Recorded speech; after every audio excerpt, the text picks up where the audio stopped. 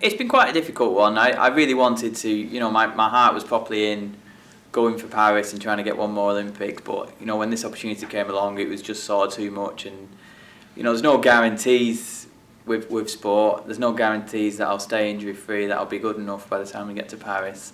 So and then when I could do all that for nothing, and then off the back of it, this job wouldn't be available anymore. So when this came along, this opportunity, I just felt it was kind of a no-brainer really. It's time to call my career and try and help support other people on their path.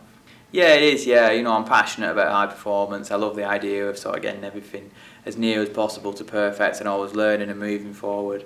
So yeah, it suits my mindset really well. That's the thing I've always enjoyed when I was competing, and that's kind of the thing that I think I'm looking forward to the most. Yeah, after Rio it was a little bit different. I think when I went to Rio I was just sort of cooked. I'd never really taken a break, and I'd been doing it for 10 years at that point. So I just sort of that one in a way was a lot easier. I just sort of stepped away and never intended on ever going racing again really. And by doing that I sort of switched off and refreshed. And then when I came back into it, really enjoyed it, and I've kind of loved it ever since really. So in a way, even though I'm a few years down the line, it's actually quite hard now to step away. It was a lot harder than it was in Rio, because at the minute I'm loving it, whereas there I'd sort of had enough a little bit. Yeah. They're fast. Obviously, it's probably the most exciting thing. I think they're a really good team. They're a really well polished, really fast team, and I think, but with a little bit of headroom, and I think that's quite exciting. That when you've got some products, and there's a couple of really fast lads in there.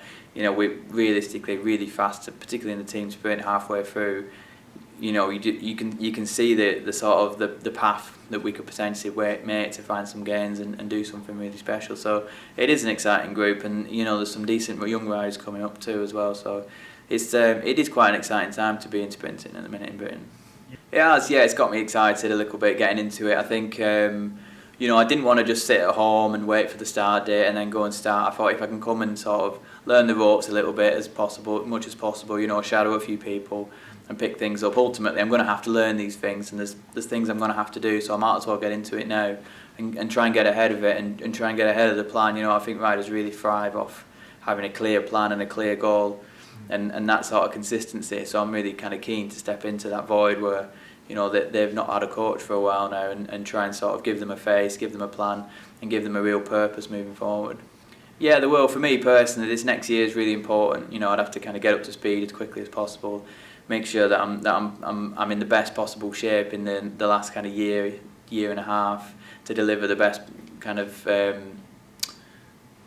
support to the lads in their final run up. So that's my own personal goal, and then hopefully I'll be able to give them the best support in the run up to the Olympics, so we can get qualification done out the way and get to the Olympics and deliver some results.